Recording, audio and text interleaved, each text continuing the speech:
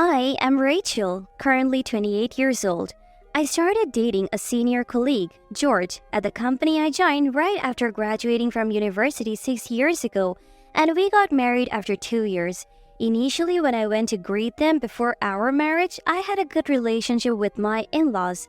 However, one day, I received a sudden call from my mother-in-law, Kathy, who scolded me. "Kate's had a grandchild. You've been taking your time, and now we have been beaten to it." This Kate is the sister of my father-in-law, James, which makes her my aunt. We live near my husband's family home, and it seems Kathy was quite upset that someone else had grandchildren first. Recently, whenever she meets her sister, she only brags about her grandchildren, which seems to make Kathy feel bad. I'm jealous. No, I'm not. She just brags and then runs off. It really annoys me. It's clear she's just jealous. I sighed after hanging up the phone. When we first married, Kathy seemed like a fun, talkative person. Friendly and easy to talk to, our conversations never seemed to end. But thinking about it, Kathy often complained about Kate even back then. Apart from Kate, she often got excited about gossip. She loved scandalous stories. Kate was always a favorite topic. She used to get along well with Kate, often going out and enjoying casual chats together. Remembering this made me anxious. Until then, Kathy had been relatively kind to me, often going out for tea and even giving me unused branded items. They were said to be too small for her, but they were a bit worn and not quite my style. However, I accepted them, not wanting to waste her kindness. After that phone call, I feared she might start treating me the way she does Kate. Unfortunately, my fears were confirmed. Kathy began calling more often. The neighbors had a grandchild. A 46-year-old actress just had a baby on TV. Why can't Rachel have one? She used to mock late pregnancies, but the pressure on me increased daily. George is an only child. So for Kathy, grandchildren can only come from George. If I don't have children, I'll forever receive Kathy's nagging calls. I've always had irregular periods, irregular but regular enough, and I've been told I can get pregnant. I shared this concern with George before marriage, but George laughed it off, saying not to worry. "What about your parents?" I asked. "Don't worry about them," he cheerfully replied. That response truly reassured me. I believed his parents would accept me as I am. I continued visiting the doctor just in case. Lately, my cycle had stabilized and it seemed I might be able to conceive. The call from Kathy came around this time. After much thought, I discussed Kathy with George. He said, "Mom's just a bit anxious. We'll have kids eventually. It will work out." "But she's so aggressive on the phone. What if we can't have children?" "You worry too much, Rachel. We'll have kids. Mom's been kind so far. It'll be fine." George remained optimistic. But by then, it wasn't fine. His dismissive attitude only increased my anxiety. George was uncooperative about getting pregnant. Even when I prepared with supplements and exercise for ovulation, he would eat dinner, claim he's too tired, and go straight to bed. If he promised in the morning, he would go out at night, return late, and be too drunk. His frequent business trips made me feel avoided. He seemed uninterested in having children with me. Kathy's harassing calls and a husband uncooperative in having children, my stress grew and my recently stabilized cycle began to falter again. Yet Kathy's calls continued daily. When out, if she saw women with children, she would say, "Women your age all have children. I want to buy such clothes for my grandchild too," in a sad voice. For nearly a year, I endured this situation until I finally spoke out. "Kathy always blames me, but George isn't cooperative at all." There was a moment of silence on the phone before Kathy burst out, "Blaming my son? Unbelievable. Isn't it the woman's issue? If a child isn't born, you've been getting treatment at the hospital for a while, haven't you? I heard it from George. You're trying to pin the blame on my son who has no problems at all. How outrageous." It seemed she didn't listen when I said I was not infertile, just a little irregular. And right after our call, Kathy contacted George at work. She ranted to him, making it sound like I called and started demeaning him. "Mom said Rachel called and complained about being infertile and blamed me for not having a child," George said emotionlessly. "That's not true. Kathy called. It's her usual hurry up and show me a grandchild call." So you're saying mom is lying? Not exactly, but her way of speaking might have caused a misunderstanding. It's different from the truth. Okay. George said this and then quickly retreated to the bedroom. I could no longer discuss Kathy with George nor George with Kathy. I didn't want to involve my parents, so I had no one to confide in about this difficult situation. Moreover, Kathy began spreading rumors that I hid my infertility and tricked them into marriage. At family gatherings, I began to be looked upon with disdain. Since that phone call, George started avoiding me even more. Then another blow came. After a routine checkup, I checked my phone to find dozens of missed calls from Kathy within an hour. Reluctantly returning the call, she yelled, "Why don't you answer right away? You're not even working. You're avoiding my calls." No, I was at the hospital and couldn't answer immediately. "You could have called back. I don't check my phone that often during appointments. You always have an excuse." Her anger was completely unreasonable. Kathy continued to rant without getting to the point. Apparently, her classmates were having grandchildren and she was irritated by it. She couldn't join the celebratory mood in their group chat and felt left out and upset.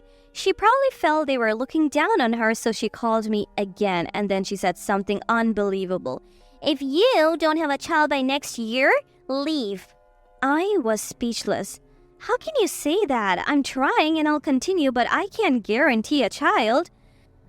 "Then send $2,000 a month to our house from your money, not George's." I was even more shocked. Why did we talk about money? "How did it come to this? Isn't it obvious this is compensation? You tricked us into marrying our son and now we might never see our grandchild. $2,000 a month is cheap, right? Be grateful." I was at a loss for words. I take care of my health and it's not solely my fault. We don't have children. George is uncooperative and Kathy's relentless harassment has destabilized my previously improving cycle. Blaming everything on me and even trying to take money, I realized I had to discuss it with George again. When I told George everything, he suggested a family meeting. I wasn't keen on it but thought maybe Kathy would be more composed than when it's just us. It could also be a chance to make George see Kathy's behavior towards me. So a meeting was set with me, George, Kathy, and James. I was concerned about James. Unlike Kathy, he had never directly clashed with me, but he also believed my infertility was the reason for no grandchildren. Seeing him made me more anxious, feeling like I had two adversaries. As soon as Kathy sat down, she started accusing me of hiding my infertility and deceiving them into marriage, even claiming I was stealing her branded clothes. She said the neighbors and relatives knew and called me a terrible daughter-in-law. I was stunned by her wildly distorted and one-sided accusations. The thought of her spreading such lies made me feel like the world was closing in on me. I responded more strongly than usual. "Stop making baseless accusations. I told George about my irregular cycles a long time ago, and I have been stabilizing them with doctor visits and supplements. And you're the one who gave me those branded items because you couldn't wear them anymore." "See, excuses again. You're just a defective woman who can't have children, a lying thief." I lost my temper. "It's not just my fault. George doesn't cooperate, always busy with work, and your constant blaming calls have stressed me out, destabilizing my cycle again. I've been trying to stabilize it with treatments, supplements, and exercise, but how can I get pregnant with all this stress?" "You are so selfish. Everyone faces challenges, but they still manage to have children. My friend's daughter-in-law had 2 kids despite work stress. You're the only one using stress as an excuse." Kathy's relentlessness fueled my anger further. "You just don't want to lose your friends, right? Don't drag me into your petty pride battles. Even you only had George." Kathy's face twisted. "How dare you say that? You haven't had any children." I glared sharply at her, then Kathy brought up her previous demand. "Fine, if you don't have a grandchild by next year, leave, or else pay $2,000 a month as compensation. That's too little for all the trouble you've caused." "Mom, calm down." George finally spoke. "But she's right. I agree with Mom. It's ridiculous to say I'm not cooperating. I'm just busy with work, but still trying. We'll surely have a child by next year." I was in shock, agreeing with Kathy while his wife is being blamed. Claiming to cooperate when it suits him, my anger resurfaced. Then I'll leave. Kathy and George looked shocked. Rachel, what are you saying? I'm saying I'll leave if I can't have a child and can't pay $2,000. What choice do I have? Better leave now, right? Wait a minute. Kathy's voice softened suddenly. I didn't mean it like that. I said those things thinking you wouldn't take it seriously, not that I meant it. So what do you mean? Kathy's brows furrowed in discomfort, then she glanced at James. Or is there another reason you need the money? Kathy fell silent. In that moment of quiet, James shifted. It's the club, isn't it? George and I exclaimed in surprise together. You've been spending my savings, haven't you? Kathy turned pale at James's accusation, but I understood. Kathy possessed those branded items for her club outings. She was always so proud. She probably wanted to show off at the club. Likely she sold what she could and dumped the rest on me. James's unexpected words seemed like an opportunity I couldn't miss. Yes, and George, you have your secrets too. George loudly denied. What are you saying all of a sudden? I have no such thing. I placed several photos in the middle of the table for everyone to see. This is George, isn't it? The photo showed George walking arm in arm and kissing another woman. The room went cold. I felt George avoiding me, so I investigated and quickly found out about this woman. As I finished, I heard a sigh of utter dismay. It was James. Disgraceful. He looked directly at me. Rachel, I'm truly sorry. I was flustered. James, you have done nothing wrong. Please, don't apologize. James said he couldn't apologize enough, but perhaps shocked that her husband was apologizing to his son's wife, Kathy sharply raised her voice again. No need for that. It's her fault we can't see our grandchild. Be quiet. You were the one trying to extort Rachel to pay off your club debts. And George, claiming to cooperate while having an affair? Both of you owe Rachel an apology. Kathy fell silent at James's scoldings. I hesitated to intervene, thinking it was their marital issue. I'm truly sorry. He continued. George remained silent, offering no apology. James sighed deeply. I'm tired of your excuses. It's always someone else's fault, right? You have said terrible things about my sister, too. I learned that Kate, James's sister, had been harshly mocked by Kathy and subjected to similar awful rumors. Because of the rumors spread by Kathy, Kate dreaded even going out to shop. She couldn't have her grandchildren over because of Kathy's lies. Now widowed, Kate was confined to her large home alone. Kate needs my support, but Rachel still has a future ahead. If these two won't even apologize, I'll do anything, even divorce, to support Rachel in building a happy family. I was moved to tears by these unexpected words. I had given up on finding any ally here, thank you.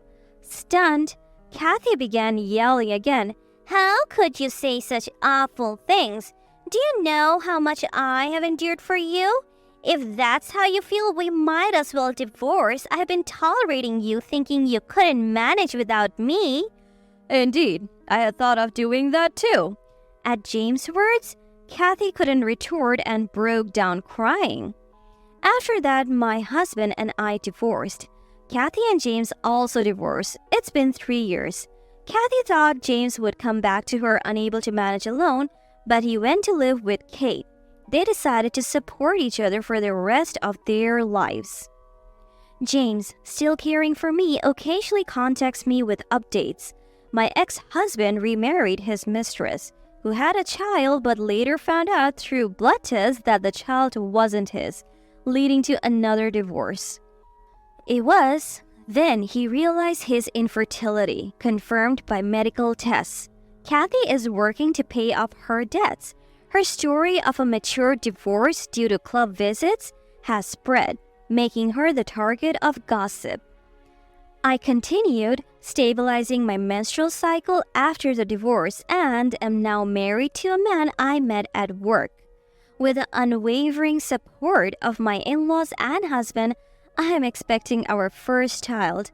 I look forward to nurturing my new family and his child.